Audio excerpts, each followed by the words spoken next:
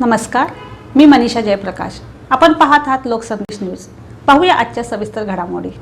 टाळ ढोलकीच्या निनादात 12,000हून अधिक शिवभक्त सहभागी. मर्दानी खेळ आणि देखावे ठरले आकर्षण.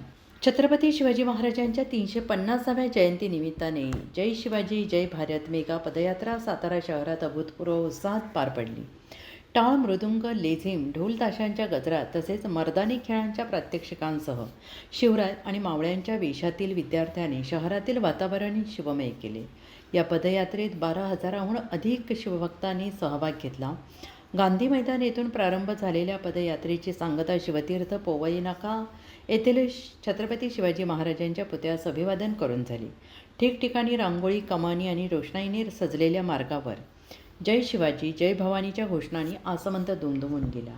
केंद्रीय युवा व्यवहार आणि क्रीडा राज्यमंत्री रक्षा खडसे, पालकमंत्री शंभूराज देसाई, सार्वजनिक बांधकाम मंत्री शिवेंद्रसिंहराजे भोसले, ग्रामविकास मंत्री जयकुमार गोरे यांच्यासह जिल्ह्यातील मान्यवरांची प्रमुख उपस्थिती होती. माय भारत युवा कार्यक्रमाअंतर्गत आयोजित या उपक्रमातून शिवरायांचे विचार तरुणांपर्यंत पोहोचवण्याचा संदेश देण्यात आला. युवा शक्ती करेगी भारत का निर्माण ही चित्रफित दाखवण्यात आली. राष्ट्रगीताने कार्यक्रमाची सुरुवात होऊन शिवगर्जनेने समारोप झाला.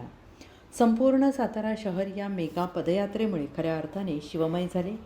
सातारा प्रतिनिधी प्रवीण नवघरे यांचा रिपोर्ट.